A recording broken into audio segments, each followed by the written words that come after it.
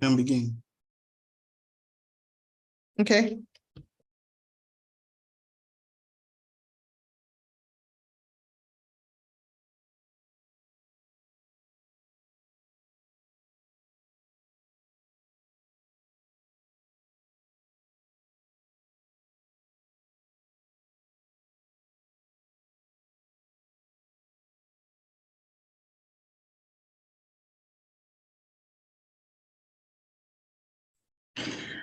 All right. Good evening, everyone. If you are in my time zone, or if you're not in this time zone, good morning or good afternoon. My name is Deborah Defulalu. I'll be your host today. So this is the Become Better series, an initiative by the Dream Leaders School. And today we have a special guest with us. Her name is Mrs. Solafunmi Sosanya. Wow. So I'll just do a bit of housekeeping before we begin. All right. So during the course of the meeting, if you have any questions, please, you can type them in the chat, and then we will compile them after the conversation. We will try and take as many as we can, but if we can't, we'll try and look for a way to attend to you afterwards. Thank you so much. So I'll just share an opening thought and then go ahead with our speaker's bio, and then we will begin. All right. So today's opening thought is it's time to change our minds. Let's circle back to 2020, right? 3 of the most used words were uncertainty, unprecedented, and pivots. And then recently, I learned a new acronym which people use to describe the world today, VUCA, which is volatile, uncertain, ambiguous, and I'm trying to remember what C stands for, But regardless of, all of this, the truth is that every year comes with its challenges, and we have to be ready. Regardless of the challenges each year throws at us, where there are still going to be people out there who are thriving. So the questions we need to preoccupy ourselves with is, what are those people doing? How are those people thinking, right? So that is one of the things that we hope to achieve, to change our mindsets through the Become Better series. So thank you very much. Our guest speaker is here. Thank you so much, Ma, for this privilege, and thank you so much for your time.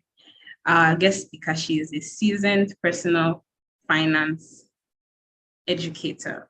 So I'll just go ahead and read her bio so we can start. We really want to stick to time today, and we have a lot to talk about. Mrs. Solafunmi Sosanya is an investor and an inspiring personal finance coach. She's a media professional who is deeply committed to the art of wealth building, having read over 350 books and over 1,000 articles on investing and companies. With her sharp financial acumen and dedication to helping individuals, thousands have been granted access to entering the world of investing, and she firmly believes that everyone has potential to become incredibly wealthy. When she's not researching and making investments, she works with one of the largest tech companies in the world. Mrs. Solafunmi is the go-to finance and investment enthusiast who has passion and conviction to empower people with the skills and knowledge necessary for financial success. So if you are joining and you are there and you heard that bio, please, with a resounding emoji applause, make welcome Mrs. Solafunmi Sosanya Lawal. Thank you very much, Deborah. Thank you so much. Thanks for being so nice. I'm super excited to be here. When Moyo reached out to me, it wasn't the greatest of times, but I'm happy that we finally made it happen today. And I hope that people who are on with us and who can join or watch this later get to be impacted by some of the things we get to talk about and share today. Yes, thank you so much for the sacrifice. Thank you so much. So we'll start right away. Can you please tell us 2 random or interesting facts about you that most people don't know? It's very, very crazy. So most people don't know that I have 3 degrees in nursing, which is what I studied in my stuff. So I have, a BSc degree in nursing. I'm a registered nurse, registered midwife, registered public health practitioner. I did all of that. I think when I say it, people look at me and say, are you serious? I guess that's it's on my face as well. That's what I did, and then moved on from there to newscasting, literally from the hospital to newscasting to presenting on TV, and then on to producing TV shows. Some of the favorite shows you've seen, I've been one of the people behind them, The Voice Nigeria, Big Brother Africa, Big Brother Nigeria, quite a number of shows before I moved on to join other companies as well. So it's been a worthy journey, but it all started from studying nursing, ironically. Wow. So we have healthcare, media, finance. I wonder what else is going to come up in this conversation. Never ever think that it's just one. That's amazing. Yeah. Amazing. Okay. All right. So our first question, can you please tell us, share with us how you got started on this personal finance journey, and between that time and now, what are some of the things, that have helped you progress and, successfully discover your own path? Because there's a lot out there, a lot of material out there. You have to, so yes, can you share with us? Yes. Okay. So for me, I think personal finance has always been part of me, or like just about finance. I just started learning personal finance just because I wanted to get rich. It was a very selfish reason. And this happened because over the years, I'd worked almost a decade then, and I found out that, I had some good things in life, but I couldn't put together a particular sum of money if something happened to me and I couldn't work again. Or I find that I owned a lot of things, but they were not exactly assets. They were not things bringing money to me. I'm one of those quintessential Nigerian women who has probably done all the businesses you can think of, sold air, shoes, bags.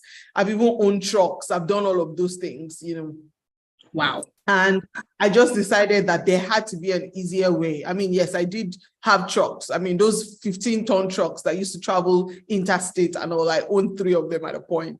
So I just told myself there had to be an easier way to make money than to just be actually doing businesses while I was still doing my 9 to 5 and I didn't have any time for my family. So that's when I started actively researching passive income, ways for me to invest so that my money started to do the work for me. And I wasn't physically having to chase people to pay up, or physically having to pitch, my products to people, or have a shop, or chase a driver, or doing something. I believe there had to be a better way to do it. So that's when I started researching on personal finance, on investment strategies, and all of that. And over time, it sort of evolved. I remember one day I was pregnant with my son, and I'd gone to the hospital. I'd gone to the X-ray guy, the radiologist, and the guy had this 4G, almost, was it 4G or 3D scanning machine, and it wasn't working. And he said, look, it's going to cost me, 1 million naira to fix this thing. It's just something that is bad in it. I'm going to just, I have to fix it, but I can't afford 1 million naira. And I looked at the guy. This guy had multiple people in his store. He was charging, I think, was it 4,000 or 5,000 naira per scan and co. And I told him that, that if you save 3,000 naira every day for the next couple of months, do you know that you'd be able to buy that? And so he looked at me and was very shocked. He couldn't believe what I was saying. And so he started doing it. And when he started and he had saved that 3,000 naira for 3 months, he went into a bank and told them what he had. And the bank was able to loan him the money. And he actually bought the stuff and named it after me, because he said nobody had told him that he could do it in such simple steps. And that was, part of the things that just started to motivate me that maybe I should start talking to people, because everyone just had this idea that, when you want to save and invest, it had to be, a lot of money and that's what I initially thought as well, until I started really researching. I always tell people I've read over 300.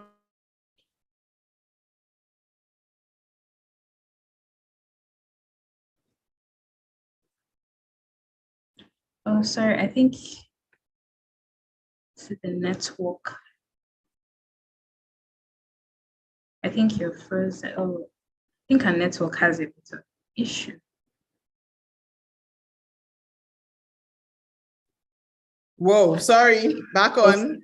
Yes. Okay, thanks. So I always tell people I've read over 350 books on finance, and I actively go on, and thousands of articles, and different trainings and all of that about finance. But it was actually now during COVID that I actually felt the leading to start to finance and talk about it. It was during actively when we're all on lockdown for COVID and all that. It just was laid into my heart to start to really talk about it. And what I tried to use, or what God helped me to do, really was to focus very much on simplifying it. I found that the biggest issue with a lot of us was that finance sounded like something that was crazy, something we couldn't do, something that was so hard and cool. But my angle to it, and that's why I still have a very healthy number of people who are drawn to what I do, is that it is the fact that I simplify it in the most simplest of ways for you to understand, for you to get it, for the stuff to sink in as much as possible. And that's what I always advise people, that it's really not about how much you earn, it's really about how much you save, and it's really about the knowledge that you can start. So that's how I started, teaching about investing. I honestly didn't plan for it to become a big thing. It was just, I was sharing on my page, and I just felt like, you know what, let me just put it on a separate page. Let it be like my journal. As a matter of fact, the first thing, when I named the page, and then I started sharing, I named it Diary of a Niger Saver or something. Someone, like, it was just my diary of saving, just to put out different information and code that I knew about saving. And it just literally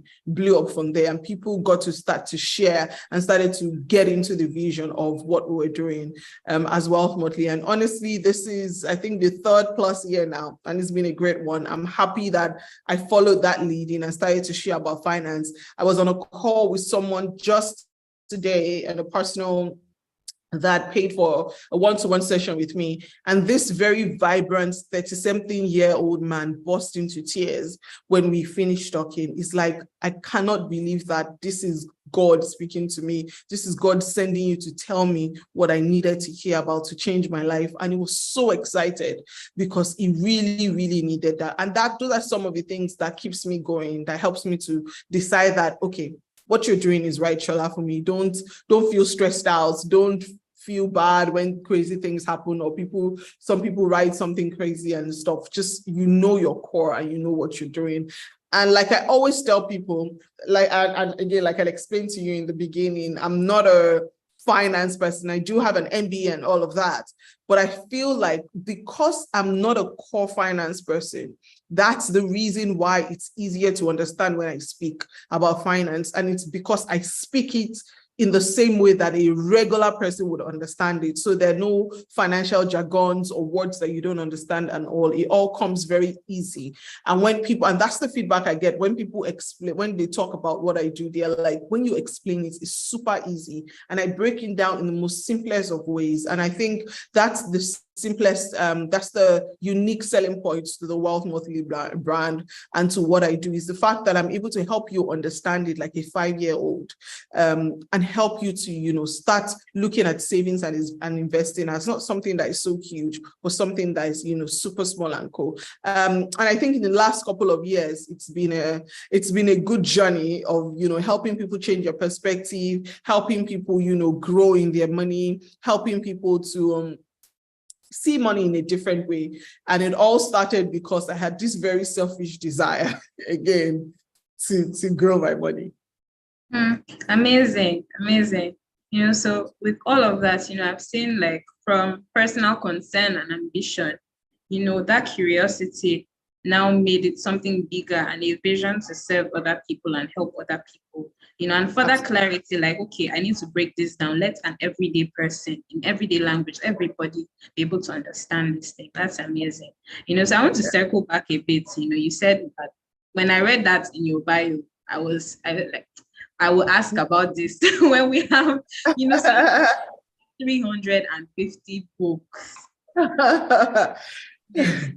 Did you start with a target, and then, I don't know, how did that happen? Can you tell us about that? So funny enough, no, I didn't. I wanted to learn about finance, but I just wanted to have as many different opportunities or as many different points of view as possible. So it really started out from one book. And I always tell people about that book. That book is called Richest Man in Babylon.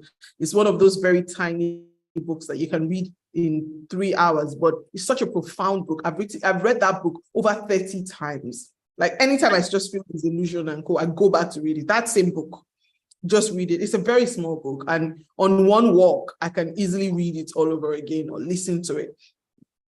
And then I started to grow from there. And I found out, and I always tell people, if you didn't have any time in the world to read any book on personal finance, just read that one book. Every other book on personal finance, I believe, takes a learning from that book. And I just evolved from there to reading about businesses, reading about, famous investors, reading about quite a number of different topics all around investing, in tech. So many books about growing money. Reading books of Robert Kiyosaki, reading from Warren Buffett, Charlie Munger, so many different books that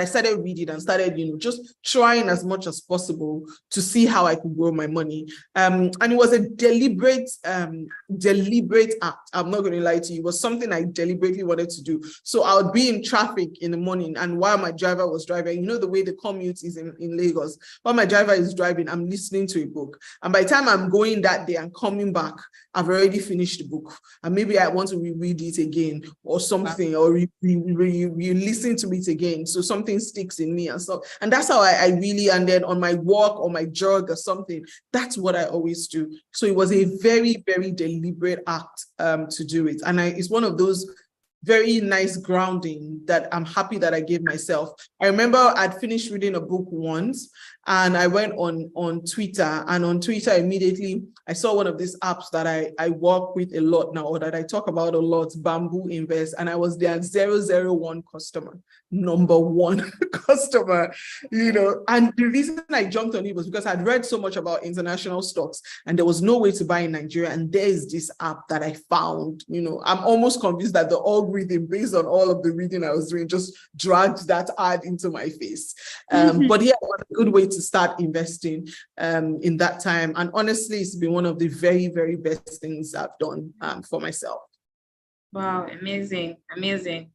That's legendary. Being Bamboo's very first customer. Wow. Thank you so much. So let's hone in on another aspect of today's topic, right? Another buzzword that is going around a lot right now is inflation.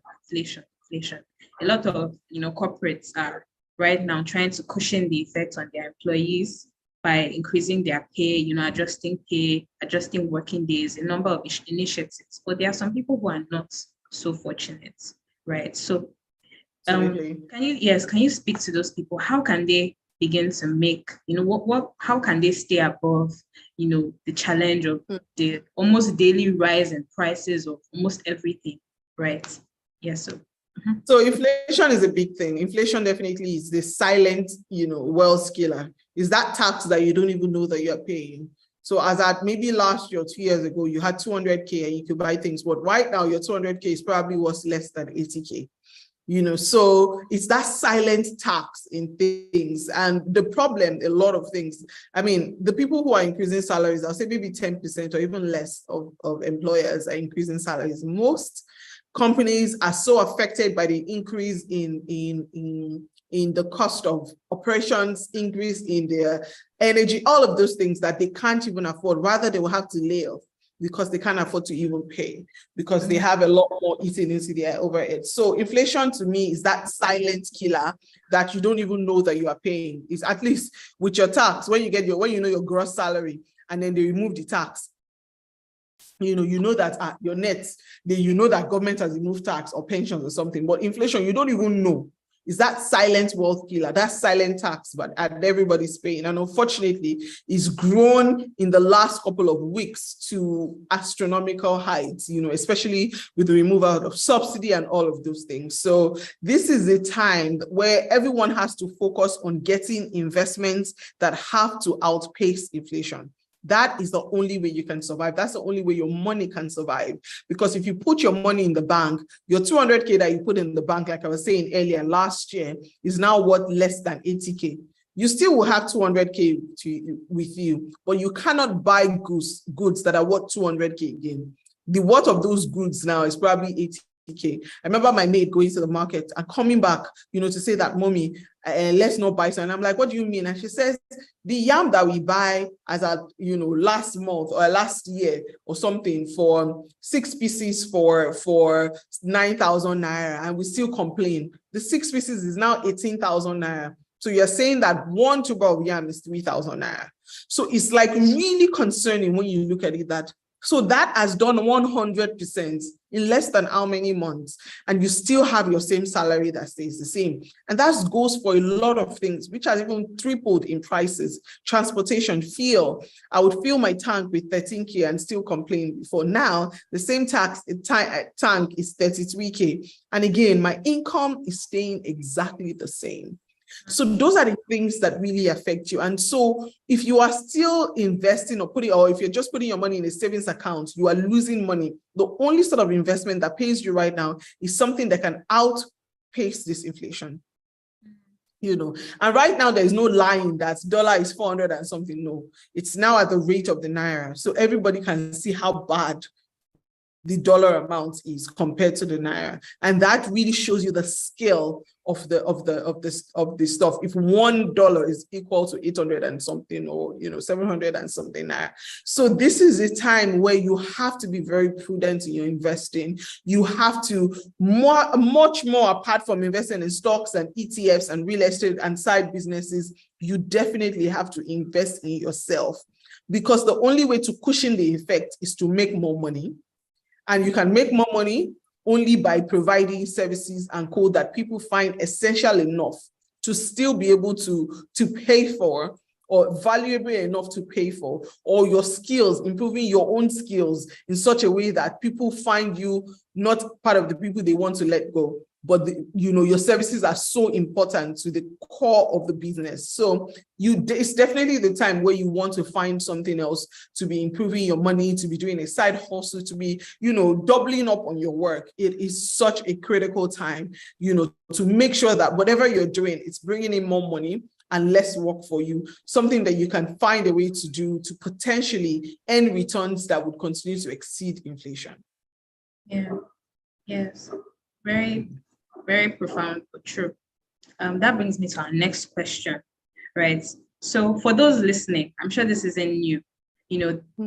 They would have heard, you should save, you should invest, you should diversify your income. We've been hearing that, since our younger years. But I believe that there are right strategies and right approach to those things, because most young people would have gone through this thing where they say, okay, I'm going to build this savings habits, and they start to put money aside, Maybe they had a target and they were close to the target, or they even hit the target, and then something unexpected happens, or your own, maybe hubris in the moment. You just say, I saw something, I want to buy it. And then all your savings are gone just like that. And you're back at square one all over again. So it's not really about putting money aside. There is a method to it. There is there is an effective approach to it. So how can you say, what effective strategies, effective approaches can people adopt when saving and investing? Okay, so the first thing I always try to do for people is first help you understand that sometimes it's not very complicated to save. Is as simple as saying that, or knowing that you earn 100K net. After everything is removed, my salary that comes to me is 100K, but I will live my life like the only salary that comes to me is 70K. Sometimes it's as simple as that, which is that you just decide that everything in my life fits into this 70K. Anything outside of this 70K, I cannot afford it. Sometimes it's as simple as that. And then taking that remaining 30K or 30% or 20%, depending on whatever it is you want to say, taking it and turning into your own gold mine, turning that money into your slave. Because I believe that it is only in investing, savings and investing, that you're allowed to keep slaves. So taking that amount and turning it into your own gold mine is what you want to do. For me, the biggest problem I see with people as well is that a lot of people don't have emergency funds. Most people don't even know what emergency funds is. Emergency funds is putting 3 to 6 months expenses together and having it saved somewhere, ideally in a high interest savings account, for you in case things happen. Let me explain what that means. So if your expenses, if you've done a budget and you see that your flexible expenses, your fixed expenses, all of it comes to 50,000 naira a month, but you actually earn 100,000 naira a month. So meaning that for you to have enough money in emergency savings, that if something happens, I can run to, you should have at least 150,000 naira saved somewhere, because 50K is your actual expense every month. I can tell you for free, 99% of people in the world do not have emergency funds. And to me, it's like your safety net. It's like your burglary proof. It's like your door. It's the first thing that protects you, protects your investment, protects everything that you have. But most of us have not put that aside. I always tell people that before you even start to save and invest, you need to build or consistently be building your emergency funds. I recently had some emergency this year that I wasn't expecting. And what really came to the fore for me was my emergency funds. And the fact that I kept it all these years and kept at it, really, I got back and I saw the things that I've been teaching myself and teaching people. I saw it in action, saving my ass. Now, it's not only that, things don't come and all of those, you still need insurance, all of those things, but building an emergency fund is so critical that a lot of us don't do it, even for your investment. I see people come to me and say that, oh, Solafunmi, you talk about investing and I want to start investing immediately. And I'm like, you need to build a money. And like, don't worry, I have money in case anything happens. But this other money, I just want to invest it. Okay, great. You want to invest it, this, you can put it in ETS, put it in this stock and co. And then they go ahead and do it. But you see, 2 or 3 months down the line, something happens, they lose their job or something happens and co. And then they say, I'm selling my investment. And maybe at that time is the wrong time. The investment are down, the market is down. And I'm like, don't sell your stuff. You don't want to, your investments are for long time. That's when it makes you money. I said, but I need money right now. There's nothing I can do. And I have money. Even though I've lost money, I'll take it.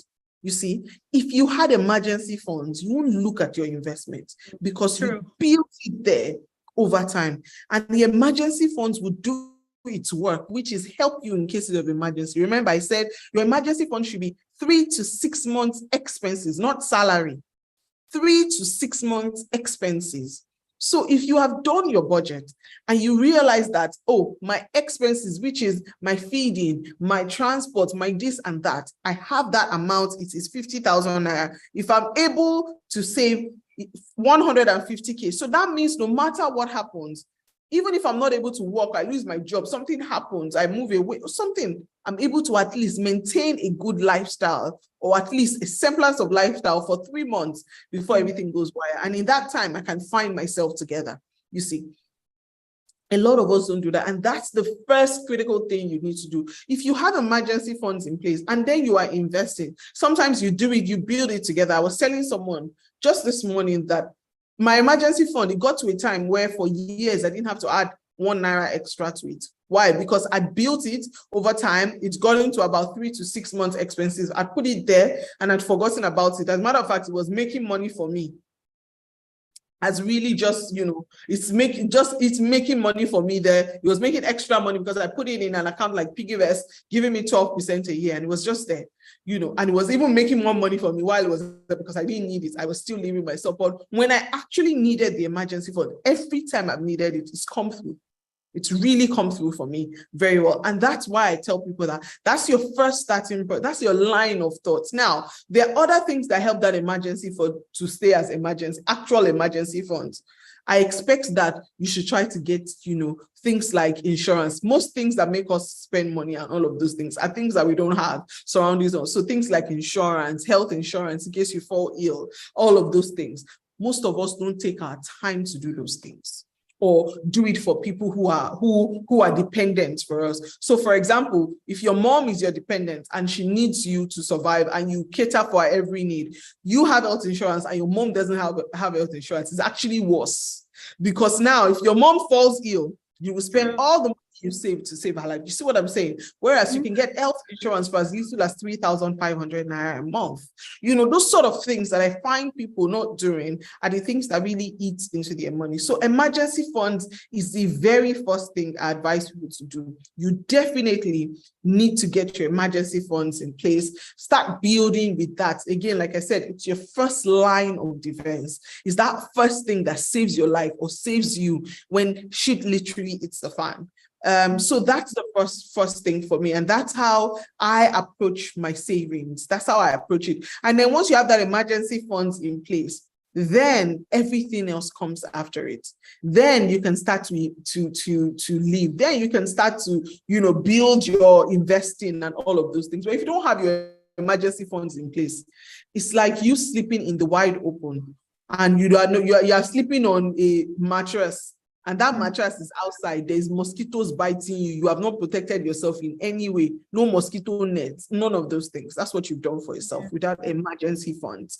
And then as you deplete it, so as you go forward and you know you're spending your emergency fund, what you need to be doing in that time, the essence of that fund is to buy you time and make you not hungry to start looking for other things, you know. But it is that fund, that beginning fund, that is the lifesaver that you need.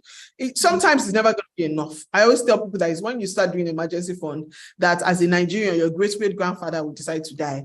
You know, that's when they will call you for Ashwebi family, your great-grandfather has died, we need to buy a cow, all of those things, you know. But at least you need to start. You need to have that boundary. If you don't have it, I was talking to someone recently, and he had worked for one of these great companies, oil companies, for years, for over 14 years actually, and he lost his job. And by the very next month, he couldn't pay school fees. He couldn't. His kids were out of school. The very next month, you had worked in an oil company for 14 years. And you couldn't pay school fees next door. So that means that even though you were earning very well, you were not saving. You were actually living from hand to mouth, and you were living above your income, your income. You couldn't afford the lifestyle you were living. And those things sort of happen, you know, and it's emergency funds that save you from these sort of things. I was talking recently to someone as well, and I told them that my son's school fees, I have designed my life, thanks to God and wisdom from God, in such a way that my son's school fees for a whole term, I can pay it 16 times over on 1 month's salary. My 1 month salary can pay my son's school fees 16 times over. Just 1 month. And it's not because of anything. It's still a great school. It's just because I've been extremely deliberate about the sort of school that I put my child.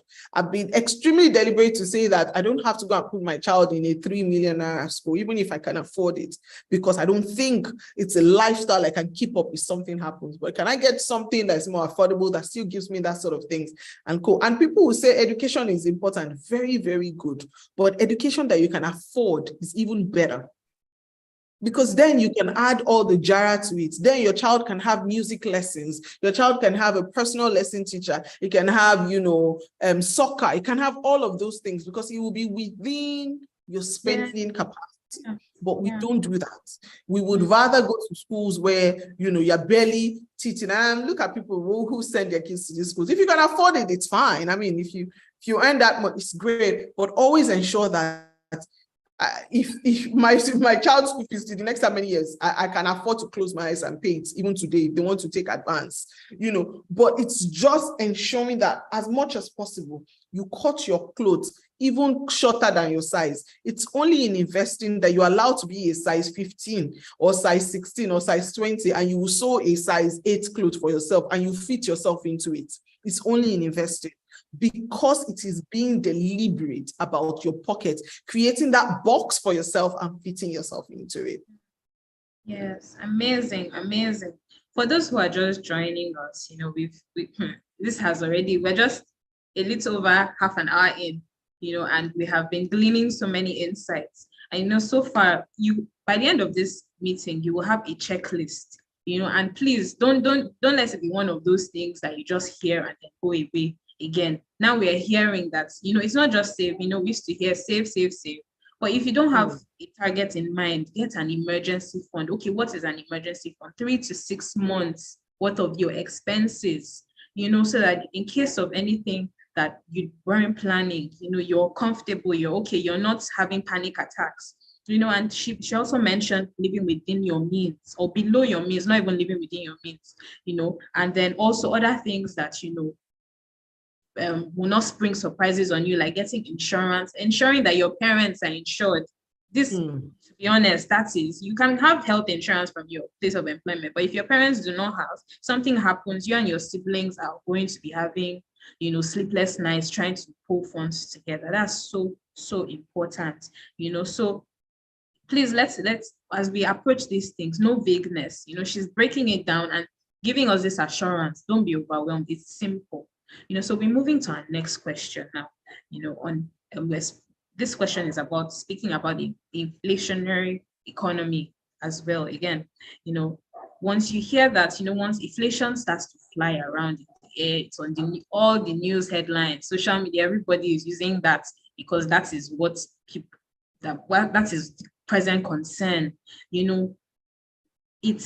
can almost be anxiety inducing. And if you're going to be growing wealth in this time, there's a certain mindset that you have to have, that it doesn't affect you and you're still making clear-headed decisions. So can you please, share with us, how you can, kind of make yourself kind of immune to these negative messages that are all around us? What kind of mindset do you need to build and grow to still be thriving in these times? So the first thing for me, and that's where, everything, even the Bible says, guard your heart with all diligence, because that's from it flows the issues of life. I think the very first thing is guarding your mindset. Do you understand? In every situation is guiding your mindset, guiding yourself. Don't let the external, economic conditions, don't let it dictate your internal happiness or internal state. It's very important. You have to be proactive. You cannot be reactive. I know that the news met a lot of us and we are all just reacting to it, but this is the time that you are able to tell yourself, sit back, go back and think that, what exactly can I do to protect myself in this time? You have to follow financial trends. You have to stay positive. You have to focus on things that are within your control. And I was telling someone recently, or was in a group that I joined, I think last week, I told them, I said that the very first thing that you want to do in this time is you want to focus on your needs and not your wants. Most people don't realize that there is a blurring. A lot of us have blurred that field or that stuff as what is my need and what is my want. Let me give you an example. You need to eat nutritious food. You don't need to eat snails. So you can get your protein from meat, small meat. You can get your protein from fish, good fish, Titus cheap fish. You can get all of those things. You don't need snails. You don't need shrimps. You don't need calamaris. You don't need all of those mede. You will still get your protein. Do you understand what I'm saying? You can eat beans. You can eat a lot of things, but we always mix it up. You need to, for example, use the bathroom. Do you need to use luxury toilet paper that cost, and before toilet paper was super cheap. I mean, toilet paper, there was, 200 naira a pack, and co. I remember the set of toilet paper that I only use in my house for a very long time. It used to cost, I think, 850 naira for a whole pack of 6. Right now, the same toilet paper goes for 2,000 naira for a pack of 6. So I had to ask myself the question, is water good in the bathroom? If you have a bidet that works in the bathroom very well, is it good or not? It will even clean you better than to be using toilet paper. So I will save how many thousand naira now? Because you normally buy a pack of that 6. I'll normally buy a pack of about the 6 pack, about, we keep about 6 or 7 of that. We run through that in a month. So I'm asking myself, I can save that 15,000 naira just because we use water now in the bathroom instead of toilet paper, and we just buy maybe a little that we need to clean our nose or something, or just put in my kids' bag and all. It's being deliberate about those things. You need to know what exactly is a need and what exactly is a want. You need to go to the office, but you don't need to be in Uber. You can do a lot of things to it. So it's all of those things that we need to be extremely deliberate about in this time. So you're not reacting, you're being proactive. You're looking at your budget and asking yourself, what are the most critical things that we need to buy in this house? Do we really need, in our vegetable, do we really need to cut all the shaki and pomo and everything inside? No. But we need protein, beautiful. Let us buy the one we can afford, and we will still get the value of the protein we need. So it's being deliberate about things like that. How many clothes do I really need? How many times am I going out? Can I still use the one that I do? Can I mend it? Can I learn some skills of making my stuff? So those are the things you need to factor into it as much as possible. That's the proactiveness, is being practical. This is the time to it. I tell everybody, and I keep repeating it everywhere I go, that this is not the time for urgent 2K. It's not the time for anything. Everyone now, it is red eye, like as red eye as they call it in Nigeria, where everybody you are shining your eye very well on what you're doing.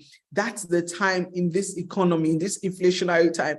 That's what you need to do. Because if you do not do this, you will find out that at the end of the day, you are needing a therapist, because you are in such a high, issues, problems, and just coming in at each point in time. So being deliberate about how you think, being deliberate about what you can control internally, and managing and learning to understand that is extremely critical in this time they're in. Is it going to get better on our pockets? We pray so. But at the end of the day, you are the CFO of your own life. Nobody is coming to save you. You need to decide that, what am I going to do? How am I going to do it? What is going to save me in this time? Very importantly. And you need to take those measures sooner than later. Yeah. So true. So true. So I'm going to read, so I don't want anybody to miss this. The question we were dealing with is, what mindset changes, or what mindsets do you need to adopt or build, develop within yourself? So I wrote down a few things that she said. Have a needs versus wants mindset. Look out for what deliberate adjustments you need to make. A constant, okay, I'm optimizing my life mindset. Proactive versus reactionary. Don't, wait for things to happen to you. Don't be on the offense, football people, don't insult me. Offense, defense. I don't know which is which, but yeah, don't be on the defense, be on the offense, right? Pragmatic mindset and responsibility mindset. This is not the time to think of, let me make a list of all my family members that I can be. Let me just list all of them. In fact, if all of them give me 2K, I'm okay for this month. No, that it's not a good mindset to have, right? At all. At all. One of our aunties, she's that at all had an anti energy to it. Yes, sir. It's not at all. Questions coming in. If you're on YouTube and you have any questions, please share with us so that we can take them. We're ending by 7. So we're going to try and round up with the questions we have to deal with, and then take your own questions as well. So I'd like to ask this, someone who has like some small funds saved up, right? And they want to begin to make good returns and progress in their own wealth journey. Now, because of what we've learned today, that's provided you have emergency funds. Or if you don't have emergency fund, that your small funds, go and put it in your emergency fund. But now this person has emergency funds. Important budget. They have emergency funds and they have some money saved up. They want to begin this journey. What would you advise them to do? So the first place I tell a lot of us to start, Deborah, is to start out with, low cost ETFs, exchange traded funds. I feel like if I change my name, it will be changed to Mama ETFs. The reason is I talk about this a lot. ETFs are exchange traded funds. They're funds, like they sound, exchange traded funds, stock exchange traded funds, basically stocks that are traded on the stock market like a stock. And usually the biggest one, or the most one that a lot of us know about, for example, is a fund for the top 500 companies in America, the S&P 500, which is the top 500 companies in America, essentially. I'm buying one single share in that ETF that tracks that top 500 companies in America. is that you are now buying, a tiny piece of all top 500 companies in it. And as much as there are ETFs in the world, or as much as there are industries in the world, there's an ETF for it. There's ETFs that tracks gold. So that is made up of different gold companies. There's ETFs for crude oil. There's ETF for technology companies. There's ETF for semiconductor companies. And buying just one share of that ETF, you bought a tiny piece of all the companies in it. There's even an ETF that has all of the companies in America inside it. I always tell people that a good place to start out is to do an ETF. Most people think mutual funds are the easiest way, but mutual funds, by the time you know the hidden fees and all of this, you find out that mutual funds are way more expensive than investing in a simple ETF. And what you want to do when you invest in things like this is you want to ensure that you invest in an ETF that beats inflation. So I invest in currencies. Most of my money, apart from my high interest savings account, are in funds that are much cheaper, funds that are much cheaper. They're in funds or investment that are in a more stable currency, like the dollar or the pounds or something, not because I don't love my country, but just because I want to safeguard my money against inflation. I remember when I started buying ETF and stocks, when we started investing, it was 350 naira to $1. And today, you know how much that is. Just by not doing anything, I've more than doubled my money. Just by not doing anything, just having my money in dollars. Now, layer that on with the fact that I've now invested, I've done all of those things in things that are growing, so that's it. So I buy my ETFs, and that's what I would advise anybody to do as a starting beginner. Invest in ETFs. The S&P 500 ETF, for example, that covers the top 500 companies in America, that if one of those companies, let's even say 10 of those companies go bankrupt, you still have 400 and something to save you. And if I shock you further, investing in that ETF alone for the next, couple of years, that ETF gives you an average of 12% every year. This has been as far back as if you invested in 90 years, for the last 90 years. Every year, you get an average of about 12%, plus you beat inflation because it's the more stable currency. Do you see what I'm saying? Those are the things that helps you to push you, and those are the simple ways that a beginner can start to invest today without stress, from the comfort of your own, from as little as $1. That's why I like ETFs, because they are sold on the stock market as a stock, as opposed to a mutual fund or something where you have to have a chunk of money to start out. Some mutual funds will start at 10,000 naira, 20,000. You can buy 1,000 naira, one naira ETF if you want. Nobody's going $1 ETF if you want. I've bought stocks ETFs of 1,500 naira. This is my life. This is my money.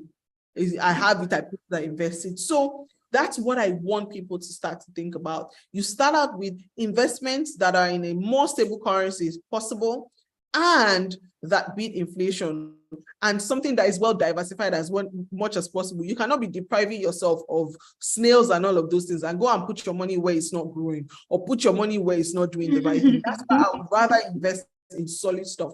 Another ETF I talk about a lot, for people who are following me, is that if ETF like the VGC ETF has over 300 and something technology companies in it. So think of the best technology companies in the world today. They're in that ETF. And investing in it for the last couple of years, you can make an average of 20% every year.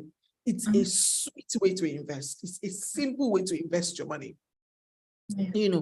And then you're beating inflation and all of that. So if I was to look at the money I put in my VGT the last couple of years now, I smile because I know how much I've made, and I've beaten inflation on it. If I sold it today, I know how much I've made on it. So those are the simple, low-cost ways for everyone to invest. And when I say these things about, you're investing in foreign currency and all of this, it's not like you physically have to go and get any dollar. No. You go to most of these apps that are available to you to download wherever you are in the world, and you put in your naira or whatever local currency you have, and it's converted on the app by itself into dollars, and your money is safe. It's insured by SEC and all of those things. So that's how I advise people to start out investing. It's the most simple, low-cost ways to start out to invest. Also, you want to look at blue chip stocks, companies that are still what's in their industries that have done well, the Microsofts of this world, the Amazons of this world, great stocks like that they are almost too big to fail now.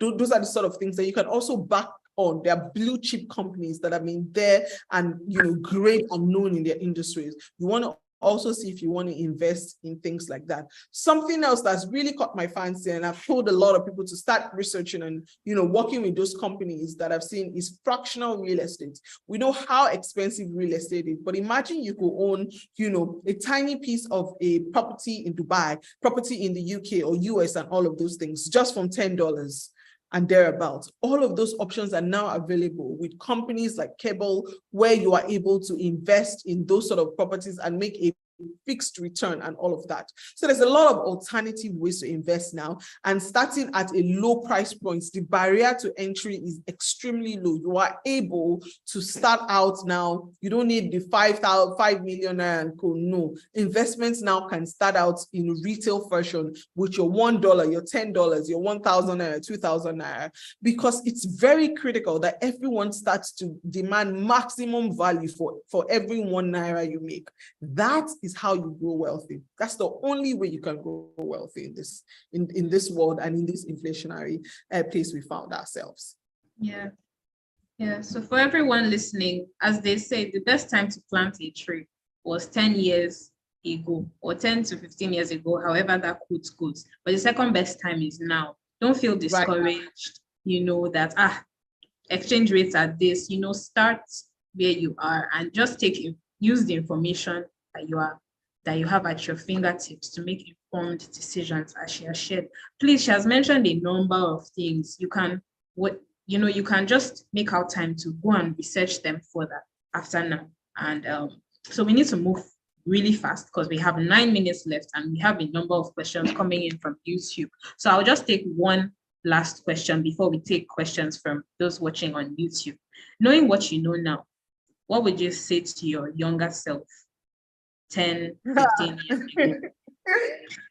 Incidentally, so today on my page, what I posted was my son, who, spoke about investing. That's what I posted on my page today.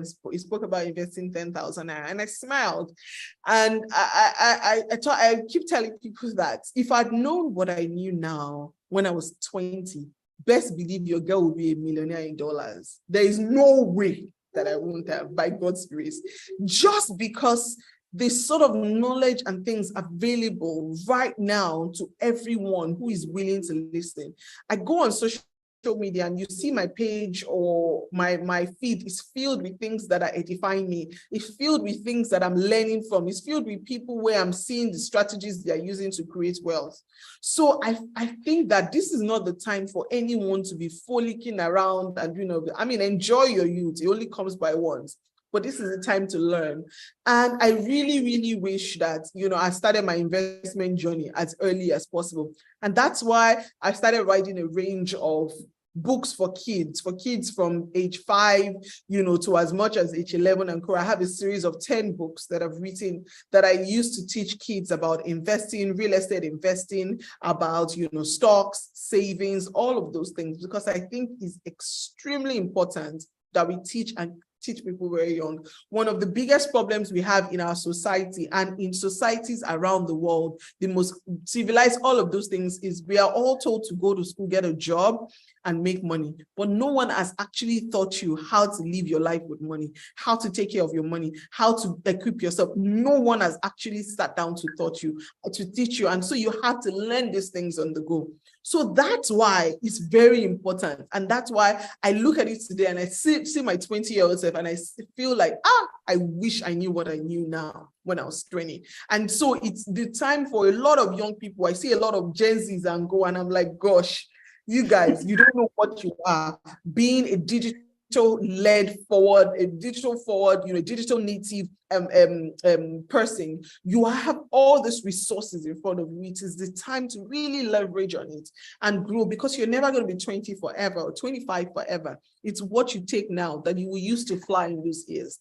Am I proud of what some of the things I did in my young time? Absolutely. I did a lot of learning, but I feel like if I'd learned about money and investing and saving the way that I know it now, my sister in the Lord, me and Elon Musk, we'll be dragging life. Right. Oh my goodness. So, we have a number of questions coming in from YouTube. So I don't know how we're going to do this. We're going to have to do like speed answering probably 1 minute each. So we have one here that says, do you have financial training courses and saving in financial and foreign currencies? I think they're asking specifically saving in foreign currency. They want to know about that, saving in foreign currency. I think the first thing is please follow my page. My page is called Wealth Motley. I share a lot of bite-sized information about saving. Now, something that I'm super excited about is that tomorrow I'm bringing out a free ebook. Free. Just check my page from tomorrow evening. There will be a free You ebook. heard it here first. Yes, actually, yes. First, a free ebook that will tell you how to start and how to go on to save. And then after that, I am going to start, actually putting out. I used to do a lot of subscriptions, but I found out that there were so many people I didn't have time to manage it with my 9 to 5, so I sort of stopped. But people have continually asked and said, oh, we want to pay for your subscription costs and co. But I've stopped for a while. But I'm starting it back again in form of an e-course, and I'm so happy that at least my ebook is out. And that's free. And I promise you, the information you get on that ebook is enough for you to start your investing journey without anybody, so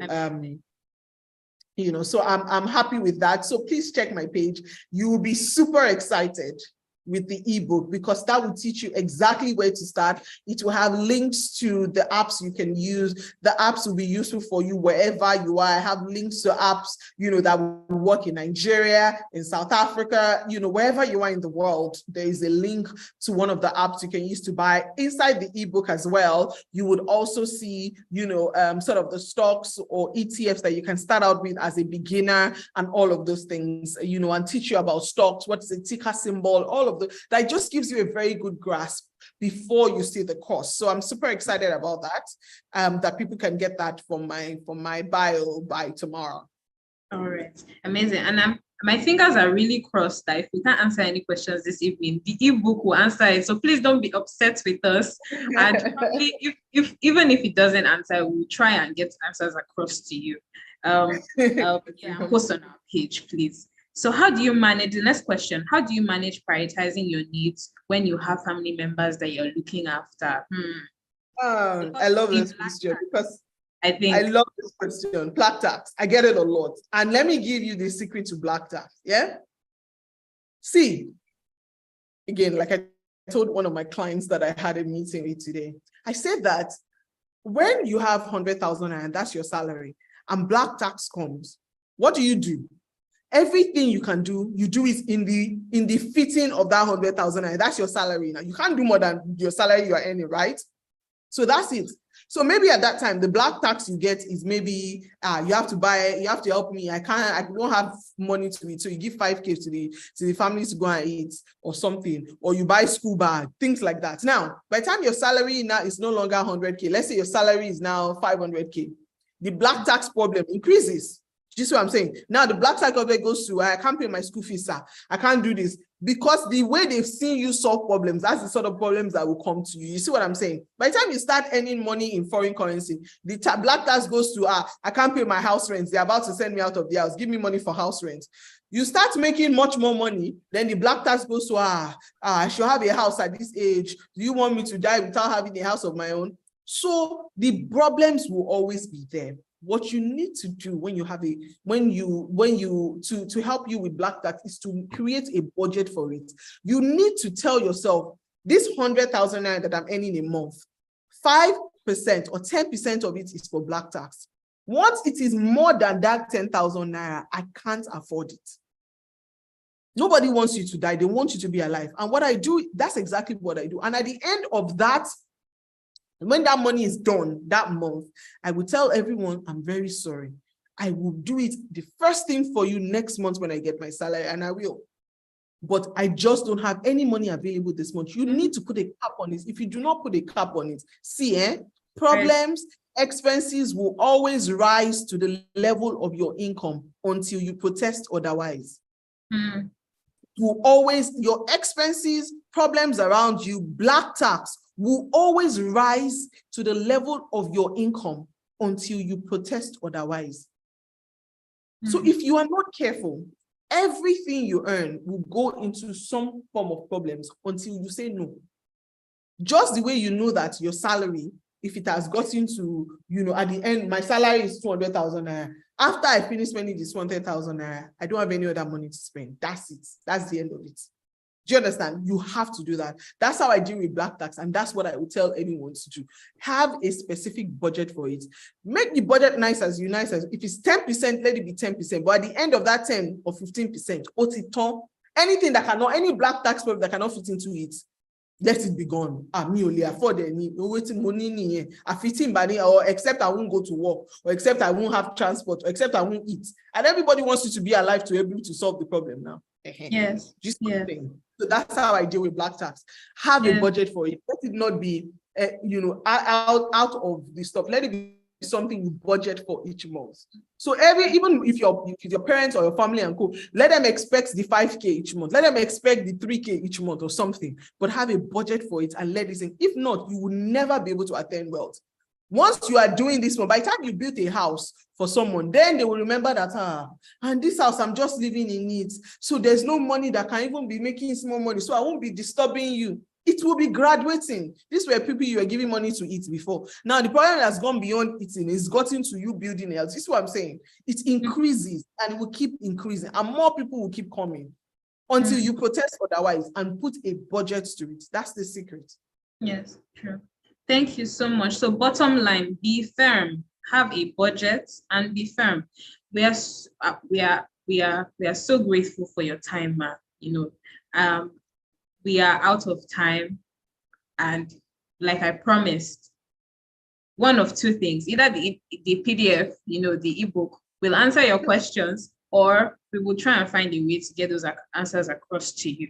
Any links, will be posted in the description of this video. So you can please, if there are any friends you have that you feel this will help, friends, family members, if you want to be petty, send it to them in a passive aggressive way, so they can leave you. Please share the link. Yes. So please, Ma, some final thoughts, closing thoughts before we end today. So if I was going to say anything to close, is that everyone, I believe it, truly everyone has the potential to be stupendously wealthy. Stupendously wealthy if you only apply a few principles and discipline to your life. And so far you are healthy, and so far you are living, and you are, of sound mind, there's no reason why you can't be stupendously wealthy. Wow.